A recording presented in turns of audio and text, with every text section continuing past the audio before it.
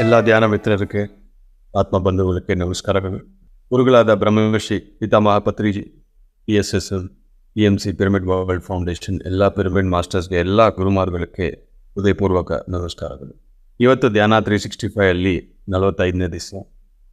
ಇವತ್ತು ಆಲ್ಫಾ ಕಾನ್ಸೆಪ್ಟ್ಸಲ್ಲಿ 3ನೇ ಕಣ್ಣು ಬಗ್ಗೆ ನಾವು ಡಿಸ್ಕಸ್ ಮಾಡೋಣ. 3ನೇ ಕಣ್ಣು ಅಂದರೆ ದಿವ್ಯ ದೃಷ್ಟಿ.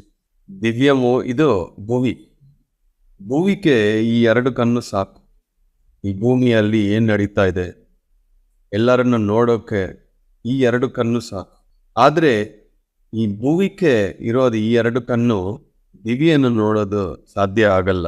ಈ ದಿವ್ಯ ದೃಷ್ಟಿ ಅನ್ನೋದು ಯಾವಾಗ ನಿಮಗೆ ಬರುತ್ತೋ ಆವಾಗ ದಿವ್ಯ ಲೋಕಗಳಲ್ಲಿ ಏನಿದೆಯೋ ದಿವ್ಯ ಸ್ವರೂಪಗಳು, ನಿಮ್ಮ ಕರ್ಮ ಬ್ಯಾಲೆನ್ಸು, ನಿಮ್ಮ ಹಿಂದಿನ ಜನ್ಮಗಳು, ನಿಮ್ಮ 7 ಶರೀರಗಳು, ಒಂದೊಂದು ವಿಷಯನೋ ದಿವ್ಯ ದೃಷ್ಟಿಯಿಂದ ಮಾತ್ರವೇ ನಮಗೆ ಅರ್ಥ ಆಗುತ್ತೆ. ಈ ದಿವ್ಯ ದೃಷ್ಟಿ ಇಲ್ಲ ಅಂದರೆ ಮನಸ್ಸು ಆ ದಿನಕ್ಕೆ ನಮ್ಮ ಜೀವನ ನಡೀತಾ ಇರುತ್ತದೆ.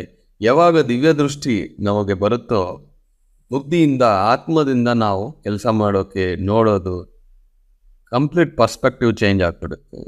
ಶ್ವಾಸದ ಮೇಲೆ ಯಾರು ಗಮನ ಇಡ್ತಾರೋ ಅವರೆಲ್ಲರಿಗೆ 3ನೇ ಕಣ್ಣು ದಿವ್ಯ ದೃಷ್ಟಿ ಅನ್ನೋದು ಆಕ್ಟಿವೇಶನ್ ನಡೀತಾನೆ ಇರುತ್ತದೆ. ಒಂದು ದಿವಸನೂ ನಾವು ಧ್ಯಾನವನ್ನು ಬಿಡಬಾರ್ದು. ಇಲ್ಲಿ ಎಲ್ಲ ಕಸ ಸೇರ್ಕೊಂಡಿರ್ತದೆ. ಪ್ರತಿ ದಿವಸ ಅದನ್ನು ನಾವು ಕ್ಲಿಯರ್ ಮಾಡ್ಕೊಳ್ತಾ ಇರಬೇಕು. ಯಾರ ಬಗ್ಗೆ ನಾವು ಏನೇ ಇಟ್ಕೊಂಡಿದ್ರೂ ನಮ್ಮ ದಿವ್ಯ ದೃಷ್ಟಿ ಡ್ಯಾಮೇಜ್ ಆಗುತ್ತದೆ. ಭಾವನೆಗಳಾಗಲಿ, ಆಲೋಚನೆಗಳಾಗಲಿ, ಒಪಿನಿಯನ್ಸ್ ಆಗಲಿ, ಜಡ್ಜ್ಮೆಂಟ್ಸ್ ಆಗಲಿ, ಕಂಪ್ಲೇಂಟ್ಸ್ ಆಗಲಿ, ಇದು ಎಲ್ಲವೂ ನಮಗೆ ಡ್ಯಾಮೇಜು, ಅವ್ರಿಗಲ್ಲ. ಇದನ್ನು ಲೇಯರ್ಸ್ ಅಂತಾರೆ. ಇರೋದು ಒಂದು ವಿಷಯ ಯಾವ ಥರ ಇದೆಯೋ ಅದನ್ನು ಹಂಗೆ ನೋಡಬೇಕು ಅಂದರೆ ನಮ್ಮೊಳಗೆ ಯಾವುದೇ ಲೇಯರ್ಸ್ ಇರಬಾರ್ದು. ನಾವು ಒಳಗೆ ಒಂದು ಇಟ್ಕೊಂಡಿದ್ರೆ ಆ ದೃಷ್ಟಿಯಿಂದ ನಾವು ನೋಡ್ತೀವಿ.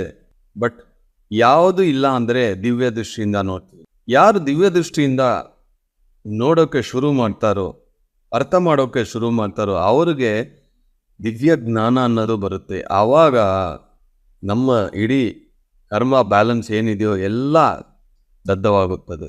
ಆ ದಿವ್ಯ ದೃಷ್ಟಿ ಅನ್ನೋದು ನಾವು ಸಂಪಾದನೆ ಮಾಡ್ಕೋಬೇಕು. ಅದಕ್ಕೆ ಒಂದೇ ದಾರಿ ಸಾಧನ ಮಾಡಿ. ಧ್ಯಾನ ಸಾಧನೆ ಇಲ್ಲ ಅಂದರೆ ಆ ದಿವ್ಯ ದೃಷ್ಟಿ ಅನ್ನೋದು ಸಾಧ್ಯ ಆಗಲ್ಲ.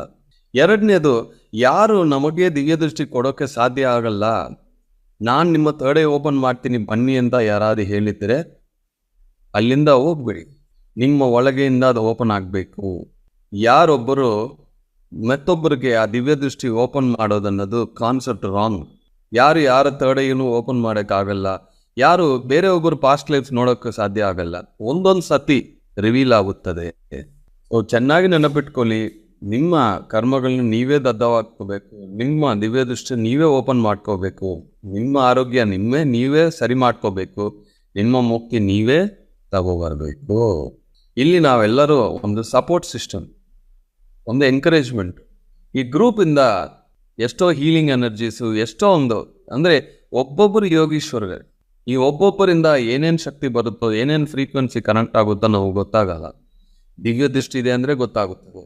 ಬರೀ ಈ ದೃಷ್ಟಿಯಿಂದ ಮಾತ್ರ ನೋಡಿದ್ರೆ ನಿಮ್ಮ ಕಣ್ಣಿಗೆ ಕಾಣಿಸೋದು ಈ ಶರೀರ ಮಾತ್ರನೇ.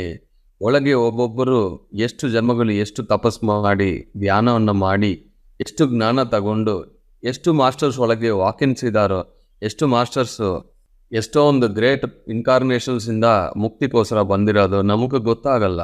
ಪತ್ರಿಜಿ ಯಾವಾಗಲೂ ಹೇಳ್ತಾರೆ, the birds of the same flock come together ಅಂತ. ಇಲ್ಲಿ ಎಲ್ಲರೂ ಬರ್ತಾರೋ ಅಂದರೆ ಧ್ಯಾನಕ್ಕೋಸ್ಕರ ಬಂದಿರೋದು ಎಲ್ಲರೂ ಹಿಂದಿನ ಜನ್ಮದಲ್ಲಿ ಅವರೆಲ್ಲರೂ ಧ್ಯಾನ ಮಾಡೋರೆ, ಎಲ್ಲರೂ ಗ್ರೇಟ್ ಮಾಸ್ಟರ್ಸೇ. ಬರೀ ಈ 2 ದೃಷ್ಟಿಯಿಂದ ನೋಡಿ ಯಾರನ್ನು ಜಡ್ಜ್ ಮಾಡಬೇಡಿ. ಧ್ಯಾನ ಯಾವಾಗ ನಾವು ಶುರು ಮಾಡ್ತೀವೋ ಆಸನ ಸಿದ್ಧಿ ಫಸ್ಟು, ಎರಡನೇದು ಕಾಯಾನುಪಾಸನ. ನನಗೆ ಇಲ್ಲಿ ನೋವು ಬರ್ತಾ ಇದೆ, ಅಲ್ಲಿ ನೋವು ಬರ್ತಾ ಇದೆ ಅಂದರೆ ಕರ್ಮ ಹೋಗ್ತಾ ಇದೆ. ಇದು ನಮಗೆ ಯಾವುದೇ ಒಂದು ಹಾನಿ ಕೊಡಲ್ಲ, ಇದು ನಮಗೆ ಒಳ್ಳೆಯೇ ಆಗ್ತಾ ಇದೆ. ಈ ಕಾಯಾನುಪಾಸನ ಆದ ಮೇಲೇನೆ ನಿಮಗೆ ಆ ದಿವ್ಯ ದೃಷ್ಟಿ ಅನ್ನೋದು ಸಿಗುತ್ತೆ. ಶಕ್ತಿ ಅನ್ನೋದು ಯಾವಾಗ್ಲೂ ಹೆಚ್ಚಾಗಿರಬೇಕು. ಶಕ್ತಿಯನ್ನು ನೀವು ವೇಸ್ಟ್ ಮಾಡಬಾರದು. ನಿಮ್ಮ ಹಣವನ್ನು ನೀವು ವೇಸ್ಟ್ ಮಾಡಬಾರದು.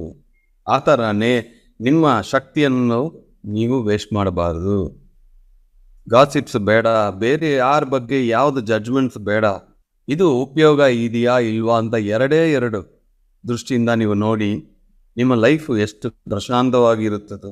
ಬೇರೆಯವ್ರು ನಮ್ಮ ಬಗ್ಗೆ ಏನೋ ಮಾತಾಡ್ತಾರೆ ಅಂದರೆ ಇಟ್ಸ್ ಓಕೆ, ಸೊಸೈಟಿಯಲ್ಲಿ ಇದೆಲ್ಲ ಕಾಮನ್. ಅದರ ಬಗ್ಗೆ ನಾವು ಚಿಂತನೆ ಮಾಡಬಾರ್ದು. ಆ ಭಾವನೆಗಳು ನಾವು ತಗೊಂಡಿದ್ರೆ ನಮಗೆ ಎನರ್ಜಿ ಲಾಸ್ ಆಗುತ್ತದೆ, ಕಾಯಾನುಪಾಸನ ಲೇಟ್ ಆಗುತ್ತೆ, ನಮ್ಮ ದಿವ್ಯ ದೃಷ್ಟಿ ಡಿಲೇ ಆಗುತ್ತದೆ. ಯಾರು ನನ್ನ ಬಗ್ಗೆ ಏನೇ ಮಾತಾಡಿದ್ರು, ಏನೇ ಭಾವನೆ ಇಟ್ಕೊಂಡಿದ್ರು ನನಗೆ ಅದು ಒಳಗೆ ಹೋಗಲ್ಲ. Nobody can disturb you without your permission. ಅದು ನಮ್ಮ ಒಳಗೆ ಹೋಗಿದೆ ಅಂದರೆ ಪ್ರಾಬ್ಲಮ್ ನಮ್ಮ ಹತ್ತ ಇದೆ, ಅವರದ್ದಲ್ಲ.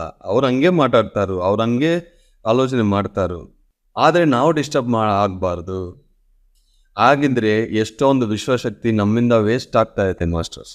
18 ಸೂತ್ರಗಳು PSSM ಅಲ್ಲಿ ನೋ ಕಂಪ್ಲೇಂಟ್ಸ್ ನೋ ಜಡ್ಜ್ಮೆಂಟ್. ಈ ಒಂದು ವಿಷಯ ನಮಗೆ ಅರ್ಥ ಆಗಿದ್ರೆ ಎಷ್ಟೋ ಟನ್ಸ್ ಆಫ್ ಎನರ್ಜಿ ನಮಗೆ ಸೇವ್ ಆಗುತ್ತೆ. ಕೆಲಸಗಳ ಬಗ್ಗೆ, ನಮ್ಮ ಲೈಫ್ ಗೋಲ್ಸ್ ಬಗ್ಗೆ ನಾವು ಮಾತಾಡಬೇಕು, ದೃಷ್ಟಿ ಇಡಬೇಕು. ಬೇರೆಯವ್ರ ಬಗ್ಗೆ ನಮಗೆ ಏನು ಉಪಯೋಗ ಇಲ್ಲ. ನಿಮ್ಮ ಆತ್ಮಕ್ಕೆ ಅದು ಬೇಡ. ನಾವು ಆತ್ಮಕ್ಕೆ ಅನುಭವ ಬೇಕು. ಬೇರೆಯವ್ರ ಬಗ್ಗೆ ಯಾವುದೇ ಒಂದು ಇನ್ಫಾರ್ಮೇಷನು ಅದು ಆತ್ಮಕ್ಕೆ ಕಸ. It's a pure dust, it's a garbage. ಯಾವಾಗಲೂ ನಾನು ಹೇಳ್ತೀನಿ, ಇದು ಗಾರ್ಡನ್ ಆರ್ ಗಾರ್ಬೇಜ್. ಚಾಯ್ಸ್ ನಿಮ್ಮ ಹತ್ರನೇ ಇದೆ. ಇದು ಗಾರ್ಡನ್ ಥರ ಇಟ್ಕೊಳ್ತೀರಾ, ಗಾರ್ಬೇಜ್ ಥರ ಇಟ್ಕೊಳ್ತೀರಾ, ನಿಮ್ಮ ಕೈಯಲ್ಲಿ ಇದೆ. ಎಷ್ಟೊಂದು ಸಾವಿರ ವರ್ಷಗಳು ಪ್ರತಿ ಒಬ್ಬ ಅವತಾರಗಳು, ಪ್ರತಿ ಒಬ್ಬ ಮಾಸ್ಟರ್ಸು, ಒಂದು ಪುಸ್ತಕ ಇದನ್ನೇ ಹೇಳ್ತಾ ಇದೆ, keep your mind empty, keep your mind pure.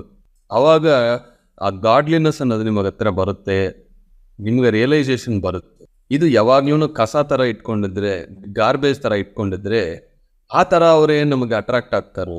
ನನ್ನ ಲೈಫಲ್ಲಿ ನೆಗೆಟಿವ್ ಪೀಪಲ್ ಹತ್ರನೂ ಬರಲ್ಲ. ಯಾರು ನನ್ನ ಹತ್ರ ಬಂದು ಬೇರೆಯವ್ರ ಬಗ್ಗೆ ಕಂಪ್ಲೇಂಟ್ಸ್ ಮಾಡಲ್ಲ. ಯಾಕೆಂದರೆ ನನ್ನೊಳಗೆ ಏನಿದೆಯೋ ನಾನು ಮ್ಯಾಗ್ನೆಟ್ ಥರ ಅವರನ್ನು ಅಟ್ರಾಕ್ಟ್ ಮಾಡ್ತೀನಿ. ಯಾರು ನನ್ನ ಹತ್ರ ಬಂದು ಇವ್ರು ಹಂಗೆ ಅವ್ರಂಗೆ ಅಂತ ಕಂಪ್ಲೇಂಟ್ ಮಾಡಲ್ಲ. ಆ ಥರ ಮಾಡೋಕ್ಕೆ ಶುರು ಮಾಡಿದ್ರು ನಾನು ಹೇಳ್ತೀನಿ, ಪ್ಲೀಸ್ ಬೇಡ, ಕಸ ಆಗಬೇಡಿ, ನಿನ್ನ ತಲೆಯಲ್ಲಿ ಇದೆ, ನನ್ಗೆ ಹಾಕ್ಬೇಡಿ. ಯಾಕೆಂದರೆ ನನ್ನ ದಿವ್ಯ ದೃಷ್ಟಿ ಡ್ಯಾಮೇಜ್ ಆಗುತ್ತದೆ. ಮತ್ತು ಒಬ್ಬರ ಬಗ್ಗೆ ನಾವು ಕೇಳ್ಕೊಂಡಿದ್ರೆ ನೆಕ್ಸ್ಟ್ ಟೈಮ್ ಅವ್ರು ಬಂದರೆ ಆ ದೃಷ್ಟಿಯಿಂದ ನಾವು ನೋಡ್ತೀವಿ. ಆ ದೃಷ್ಟಿಯಿಂದ ನೋಡಿದರೆ ನಮ್ಮ ದಿವ್ಯ ದೃಷ್ಟಿ ಡ್ಯಾಮೇಜ್ ಆಗುತ್ತದೆ. ಥರ್ಡ್ ಐ ಪ್ಯೂರ್ ಆಗಿ ಇಟ್ಕೋಬೇಕು.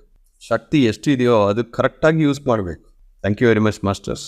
ಎಲ್ಲರೂ ದಿವ್ಯ ದೃಷ್ಟಿಯನ್ನು ಪಡೆಯೋಣ, ಎಲ್ಲರಿಗೂ ದಿವ್ಯ ದೃಷ್ಟಿ ಆ್ಯಕ್ಟಿವೇಟ್ ಆಗೋಣ. ನಿಮ್ಮ ಬೇಕಾದಂಥ ದಿವ್ಯ ದೃಷ್ಟಿ ಇರೋರಿಗೆ ನಿಮ್ಮ ಎಲ್ಲ ಪಾಸ್ಟ್ ಲೈಫ್ಸು ನೋಡ್ಕೋಬೋದು. ಪ್ರತಿಯೊಂದು ಪುಸ್ತಕ, ಪ್ರತಿಯೊಬ್ಬ ಮಾಸ್ಟರ್ ಏನು ಹೇಳ್ತಾರೆ ಅನ್ನೋದು ಅರ್ಥ ಮಾಡ್ಕೊಳ್ಳೋಕ್ಕೆ third eye is very important. Thank you very much.